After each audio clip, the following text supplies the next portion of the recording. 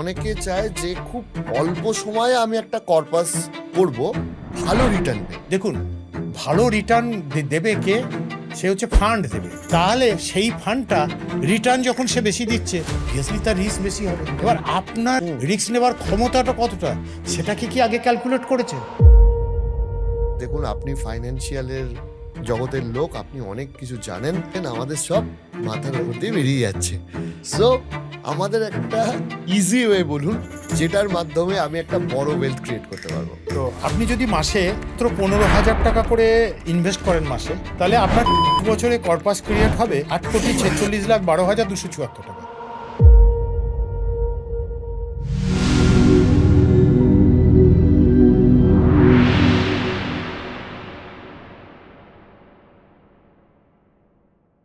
আচ্ছা, আপনি আমাকে একটা কথা বলুন, যে মিউচুয়াল ফান্ডে যদি এসডব্লিউ মানে টাকা রাখা যায়, তাহলে একটা বড় অ্যামাউন্ট রেখে কি এসডব্লিউপি করে মাসে 1 লাখ টাকা ইনকাম করা সম্ভব?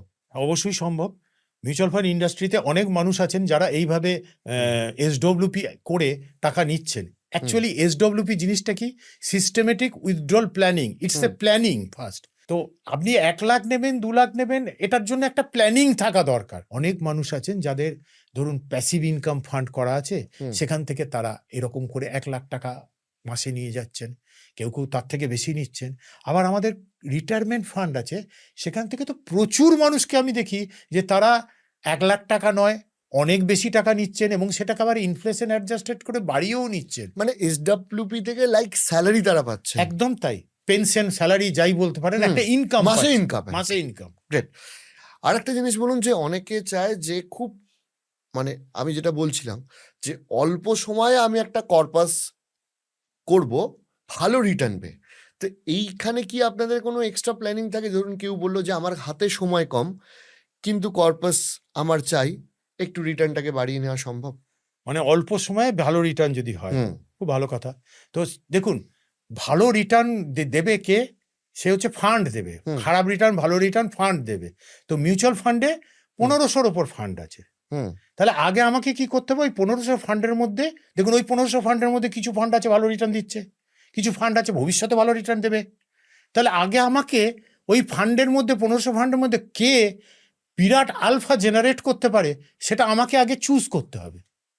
তাহলে তার জন্য বিভিন্ন মেট্রিক্স আছে, সেগুলোকে আমাকে আগে একটু পড়াশোনা করতে হবে। সিলেকশন অফ মিউচুয়াল ফান্ডটা আগে খুব থেকে বড় কথা। এবার দেখুন, যে ফান্ডটা আলফা বেশি দেবে, আলফা মানে রিটার্ন বেশি দেবে, তাহলে সেই ফান্ডটা রিটার্ন যখন সে বেশি দিচ্ছে, অবভিয়াসলি তার রিস্ক বেশি হবে। তাহলে এবার দেখতে হবে যে আপনি যখন রিটার্নটা বেশি নিতে যাচ্ছেন, তাহলে রিস্ক বেশি এসে যাচ্ছে।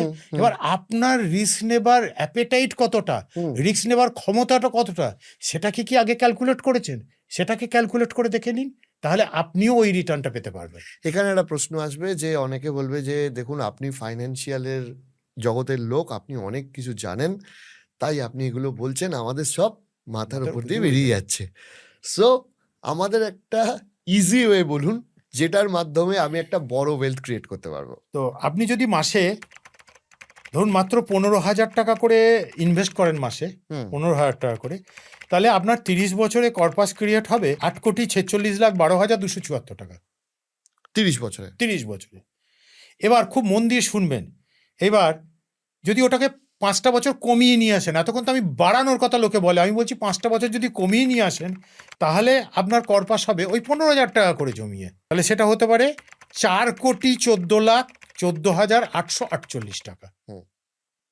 এবার যদি আপনি আরো 5টা বছর কমিয়ে নিয়ে আসেন, 20 বছর ধরে ইনভেস্ট করেন, তাহলে আপনার কর্পাসটা দাঁড়াবে 1,99,38,082 টাকা। তাহলে কে রিটার্নটা দিচ্ছে? টাইম। এবার যদি ওটাকে 15 বছর মাত্র আপনি ইনভেস্ট করেন ওই 15,000 টাকা করে, তাহলে 92,60,347 টাকা। তাহলে এখানে দেখুন, ভালো করে বুঝুন জিনিসটাকে, যে এখানে ক্যাশটা কোথায় আছে। ওই যে 8,46,00,000 যে টাকাটা, ওটা পাওয়ার জন্যে প্রথম 15 বছরটা কন্টিনিউ করাটা। যদি কেউ প্রথম 15 বছরটা কন্টিনিউ করতে পারে, বাকি কাজটা কিন্তু অনেক ক্ষেত্রে ইজি হয়ে যায়। রাইট। এবার আরেকটা প্রশ্ন হচ্ছে, যে আপনার সাথে কথা হলো যে আর্লি রিটায়ারমেন্ট নিয়ে, এবার সমস্যা হচ্ছে অনেকের ধরুন 40 বছর বয়স হয়ে গেছে, হুম কিন্তু রিটায়ারমেন্টের জন্য কোনো টাকা তার জমানো হয়নি। হুম সেক্ষেত্রে তিনি কিভাবে এখন শুরু করবেন যদি তার দেরিতেই শুরু করা হয়? কারণ আপনি তো টাইম বাই করার কথা বললেন, যা চলে গেছে সে তো আর ফিরে পাবে না এখন। 40 বছর বয়স হয়ে গেছে, তিনি এখন শুরু করবেন। তো তিনি যদি ধরুন 1015 টাকা করে ইনভেস্ট করছেন, হুম তাহলে 40,000 বছর হয়ে গেছে, তাহলে এখন তিনি যদি ইনভেস্ট করেন তাহলে কিভাবে করবেন? তা যদি ধরুন 20 বছর তো রয়েছে তার কাছে এখনো, তাহলে উনি যদি এই 15,000 টাকা করেই এই 20টা বছরের জন্য উনি ইনভেস্ট করেন, তাহলে কত হতে পারে সেটা দেখা যেতে পারে। এবার যদি উনি তো যেহেতু আগে থেকে কোনো ইনভেস্ট করেননি, একটা কাজ তো উনি করতে পারেন যে উনি 15,000 টাকা করেই ইনভেস্ট করুন, খুব বেশি টাকা নয়, কিন্তু প্রত্যেক মাসে সেটাকে 10% করে ইনক্রিজ করে দিন। মানে বছরে হ্যাঁ, প্রত্যেক বছর বছরে ইনভেস্টমেন্টটা প্রত্যেক বছরে বছরে হ্যাঁ, মানে এবছর মাসে, যদি 15,000 হয় তাহলে পরের বছরে 10% করে প্রত্যেক বছর ইনক্রিজ 16,500। একদম এরকম করে তিনি ইনক্রিজ করে দিন, তাহলে তার 20 বছরে হতে পারে 3 কোটি টাকা। তাহলে একজন 40 বছরের ব্যক্তি তিনি করতে পারেননি বলে তার আফসোস কিন্তু থাকার কথা নয়। এটাকে বলে টেকনিক্যালি সম্ভবত স্টেপ আপ এসআইপি, হ্যাঁ, তাই তো? এটাকে বলে স্টেপ আপ এসআইপি, এই ইনক্রিমেন্ট করাটাকে। এবার তার যে 3 কোটি টাকা হলো, হুম, তিনি রিটায়ার করবেন বলেছিলেন আপনি, তো এবার তিনি ওখান থেকে অনায়াসে 1 লাখ টাকা করে তো নিতেই পারেন, এবং তাতে তার ইনকামটাও বাড়বে, কর্পাসটাও গ্রো করবে, আর একটা ইনকাম সোর্স হয়ে যাচ্ছে।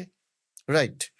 আর ফাইনাল কথা আপনি ছোট করে বলুন, কারণ আপনি অনেকটা ব্যাখ্যা করে আমাদের বলেছেন, কিন্তু আমি আপনাকে জিস্ট জানতে চাইছি।